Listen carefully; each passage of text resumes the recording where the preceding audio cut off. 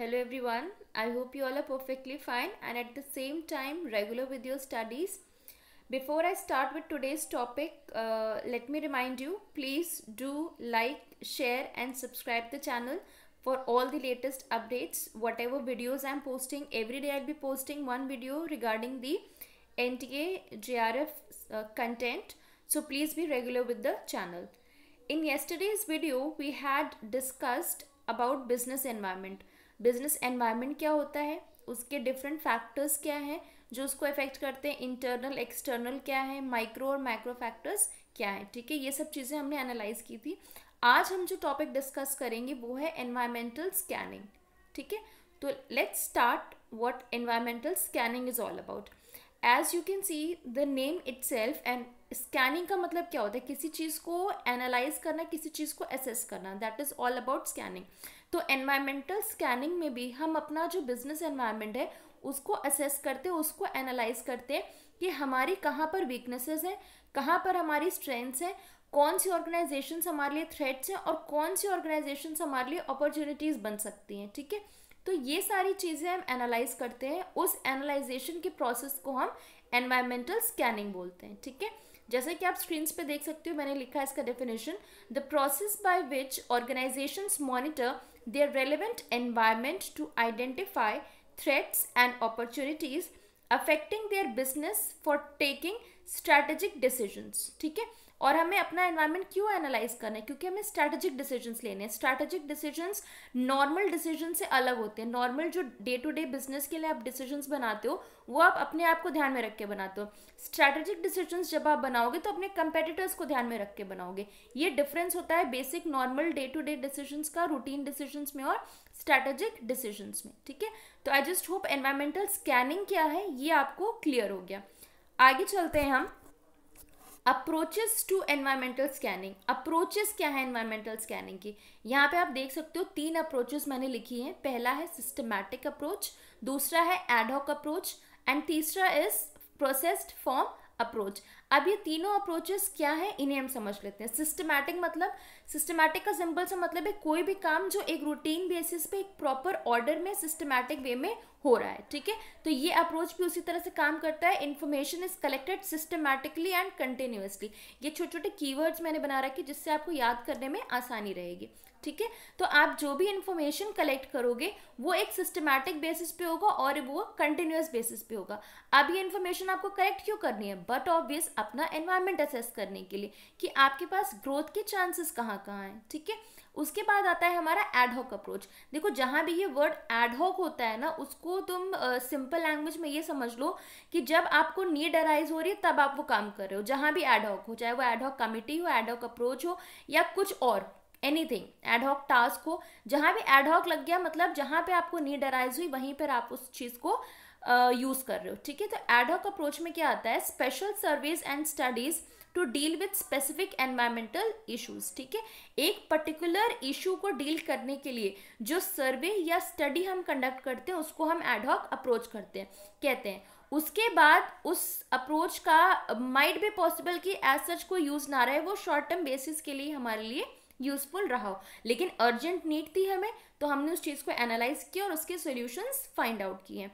Last है हमारे पास processed form approach. देखो जब हम इंफॉर्मेशन किसी प्राइमरी डेटा या सेकेंडरी डेटा के थ्रू कलेक्ट करके उस इंफॉर्मेशन को प्रोसेस करते हैं तो उसे हम प्रोसेस्ड फॉर्म अप्रोच कहते हैं. ठीक है, हमने जो भी इंफॉर्मेशन रिक्वायर्ड थी, चाहे मान लो इकोनॉमिक पर्सपेक्टिव से या लीगल पर्सपेक्टिव से या टेक्नोलॉजिकल पर्सपेक्टिव से, हमने किसी दूसरे सोर्सेज के थ्रू वो इन्फॉर्मेशन कलेक्ट किया, चाहे वो पब्लिश सोर्सेज हो या हमने उसे प्राइमरी बेसिस पे कलेक्ट किया हो through interviews, questioners and all. ठीक है, अब उसकी प्रोसेसिंग करने का जो अप्रोच होता है वो आता है हमारा प्रोसेस्ड फॉर्म अप्रोच. तो ये 3 अप्रोच है एनवायरमेंटल स्कैनिंग के जिसके बेसिस पे एनवायरमेंटल स्कैनिंग की जाती है. या तो वो रूटीन हो सकता है, या तो वो एडहॉक बेसिस पे होगा, या तो वो प्रोसेस्ड फॉर्म में होगा. आई जस्ट होप अप्रोचेस क्लियर हो गए. ठीक है, please do remember the keywords that I have told you right now. उसके बाद हम बात करते हैं टेक्निक्स ऑफ एनवायरमेंटल स्कैनिंग. ये बहुत इंपॉर्टेंट है और इससे क्वेश्चंस जरूर आते हैं. ठीक है, सबसे पहला है हमारे पास स्वॉट एनालिसिस. स्वॉट का फुल फॉर्म ही है strength, weaknesses, opportunities and threats. ठीक है, स्ट्रेंथ्स और वीकनेसेस को एक साथ समझो कि आपके बिजनेस में जो भी आपकी वीकनेसेस है, आपकी शॉर्टकमिंग्स है, उन्हें आपको अपनी स्ट्रेंथ कैसे बनाना है। ठीक है, इस पे जो काम आप करोगे, इसको स्टडी करने के लिए जो एनालाइजेशन टेक्निक्स आप अडॉप्ट करोगे, वो आएगा आपका स्ट्रेंथ और वीकनेसेस के अंदर। ठीक है, फिर बात करेंगे अगर हम थ्रेट्स और अपॉर्चुनिटीज की, तो जब आप एक बिजनेस रन कर रहे हो तो आपके कंपेटिटर्स भी होंगे, बट ऑब्वियस सी बात है। ठीक है, तो ऐसा हो सकता है कि कुछ ऑर्गेनाइजेशंस आपके लिए थ्रेट हो जो बहुत ही कम टाइम में बहुत अच्छा ग्रो कर रही हैं।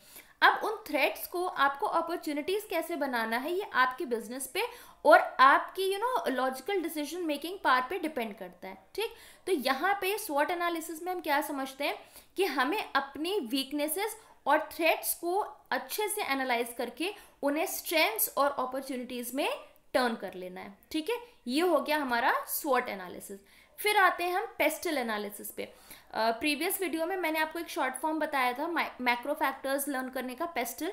सेम चीज यहाँ पर भी आती है, political, economic, social, technological, legal and environmental. ठीक है, एनवायरमेंटल मतलब जो भी नेचुरल एनवायरमेंट है आपकी कंट्री का, जहाँ पे आपका बिजनेस सेटअप है। ठीक है, these aspects are analysed. Political, ये सारे factors political, economic, social, technological, legal, ये सब मैं आपको समझा चुकी हूँ। एंड अभी environmental is also clear to you all कि जहाँ पे आपका बिजनेस है, जहाँ पे आपका ऑर्गेनाइजेशन है, we are talking about the environmental conditions of that particular place. वो भी आपके कंट्रोल में नहीं है, वो आपके कंट्रोल से बाहर है, बट ऑब्वियस। तो अगर कोई नेचुरल कैलामिटी होती है या कोई प्रॉब्लम होती है एनवायरमेंट से रिलेटेड, तो आपको अपनी पॉलिसीज उसी तरह से ऑल्टर करनी पड़ेंगी। ठीक है, अब बात करते हैं नेक्स्ट इंडस्ट्री एनालिसिस के बारे में। देखो, इंडस्ट्री एनालिसिस जैसे कि आप देख सकते हो मैंने लिखा है, helps businessman to understand different pieces of market to gain competitive advantage. अब ये डिफरेंट पीसेस ऑफ मार्केट क्या है, चाहे आप अपने सप्लायर्स की स्टडी करो, चाहे आप क्रेडिटर्स के बारे में इंफॉर्मेशन कलेक्ट कर रहे हो, या फिर आप जो आपकी मार्केट इंटरमीडियरीज हैं उनके बारे में इंफॉर्मेशन कलेक्ट कर रहे हो, आप अपने कस्टमर्स के बारे में इंफॉर्मेशन कलेक्ट कर रहे हो, ये सारा जो एनालिसिस होगा ना, ये इंडस्ट्री एनालिसिस के अंदर आएगा। ठीक है, जो डिफरेंट मार्केट के पीसेस हैं, जो एक डिफरेंट फैक्टर्स हैं जो कि मार्केट को कॉन्स्टिट्यूट करते हैं, उनको एनालाइज करने का जो प्रोसेस होता है उसे हम इंडस्ट्री एनालिसिस कहते हैं। इसमें एक लाइन जो आप देख रहे हो, to gain competitive advantage. Competitive advantage क्या होता है वो समझ लो, क्योंकि वो समझना बहुत जरूरी है, आगे उससे रिलेटेड एक थ्योरी भी आएगी आपको इंटरनेशनल बिजनेस में। कंपेटिटिव एडवांटेज होता है कि आपके पास भी सेम रिसोर्सेज हैं, सेम रॉ मटेरियल्स है, सेम फैक्टर्स ऑफ प्रोडक्शन है, सब कुछ आपके पास भी सेम है और दूसरी कंपनी के पास भी सेम है, लेकिन आप उसको कितना अच्छी तरह यूज करके उनसे बेटर प्रोड्यूस कर पाते हो, ये आपके ऊपर डिपेंड करता है। ये आपका कंपेटिटिव एडवांटेज होता है। ठीक है, तो दो लोगों का जब कंपटीशन हो रहा है, तो उस फैक्टर्स को, उस सिचुएशंस को एक पर्सन, एक बिजनेस किस तरह से उसको एडवांटेजियस वे में यूज कर पा रहा है, वो डिपेंड करता है एंटायरली ऑन द बिजनेसेस। अगला आता है हमारा क्वेस्ट एनालिसिस, जिसका फुल फॉर्म है quick environmental scanning techniques. This was given by B Nanus, please do remember the name. इसके जो स्टेप्स हैं वो देख लेते हैं। पहला है observe major trends and events. Major trends and events मतलब क्या, मतलब बेसिक जो चेंजेस हो रहे हैं आपके बिजनेस एनवायरनमेंट में, उससे हमें एनालाइज करना है, उसे हमें ऑब्जर्व करना है कि ऐसे कौन से फैक्टर्स हैं या ऐसे कौन से इवेंट्स हैं जिनकी वजह से हमें ज़्यादा प्रॉब्लम फेस करनी पड़ सकती है अगर हम उसके लिए प्रिपेयर्ड नहीं है वेल इन एडवांस। ठीक है, उसके बाद आता है speculate on a wide range of important issues. ठीक, उसके बाद आपको कई सारे उस प्रॉब्लम से रिलेटेड कई सारे और डिफरेंट इश्यूज, डाइवर्स इश्यूज आपको स्टडी करने पड़ेंगे, so that you don't miss out anything कि आपके पास कोई problem I and you are completely blank as a businessman कि आपको करना क्या है, which will ultimately lead to the failure of the business. ठीक है, तो ये चीज़ आपको नहीं करनी है, आपको हर चीज़, हर एस्पेक्ट को एनालाइज करना है, प्रॉब्लम एनालाइज करनी है, प्रॉब्लम के साथ उससे रिलेटेड सारे एस्पेक्ट्स भी एनालाइज करने हैं।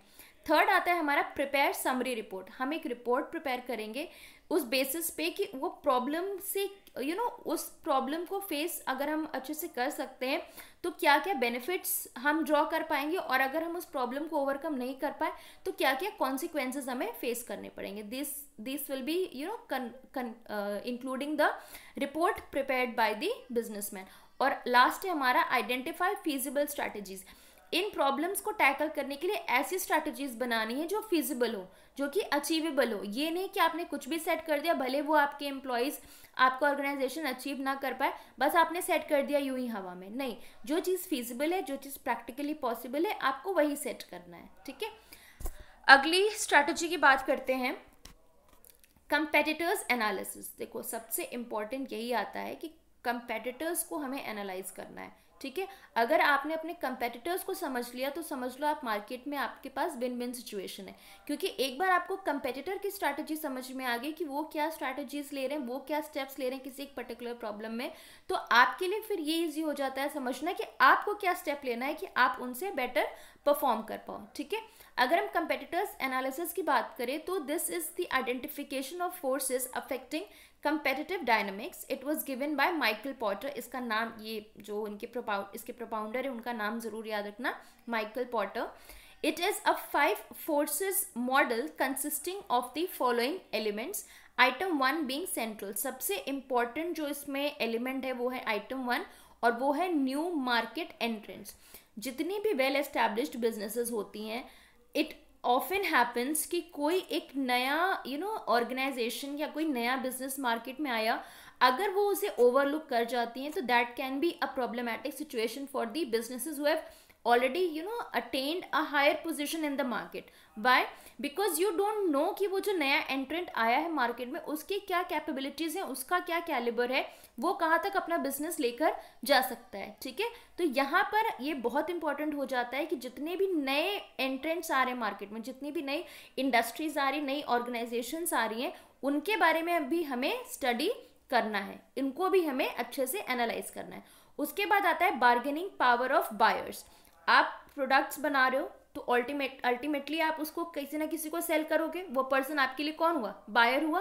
ठीक है, अब उनकी बार्गेनिंग पावर क्या है? बार्गेनिंग पावर मतलब कि अगर मान लो किसी चीज की वैल्यू आप 10 रुपए फिक्स कर रहे हो और वो पर्सन आपसे 5 रुपए में ही लेना चाह रहा है, ये होता है बार्गेनिंग पावर. ठीक है, तो आप किस हद तक उसे मैनिपुलेट कर पाते हो, ये आपकी स्ट्रेंथ है, और आपको इस पे ही वर्क करना है कि आप उसकी ना उसकी मानो ना आप आप स्टिफ हो कि आप 10 पे ही दोगे, वो स्टिफ है कि वो 5 पे ही लेगा.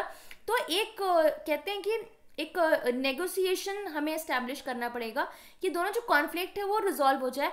एंड माइट बी पॉसिबल कि वो प्रोडक्ट आप उस बायर को you have to sacrifice a bit, आप उसे 8 रुपीज़ में दो और वो थोड़ा सा सेक्रीफाइस करे और वो उसे 5 की जगह 8 रुपीज़ में खरीद ले. ठीक है, तो आपको अगर उसका पावर पता है, उसका थॉट प्रोसेस पता है, आपको उसकी कैपेबिलिटीज पता है कि वो किस लेवल तक बार्गेनिंग कर सकता है, तो आप अच्छे से उसको टैकल कर पाओगे. आपके पास सारे ऑल्टरनेटिव्स पहले से रेडी होंगे उसके बार्गेनिंग पावर को इन्फ्लुएंस करने के लिए. ठीक है, उसके बाद आता है बार्गेनिंग पावर ऑफ सप्लायर्स.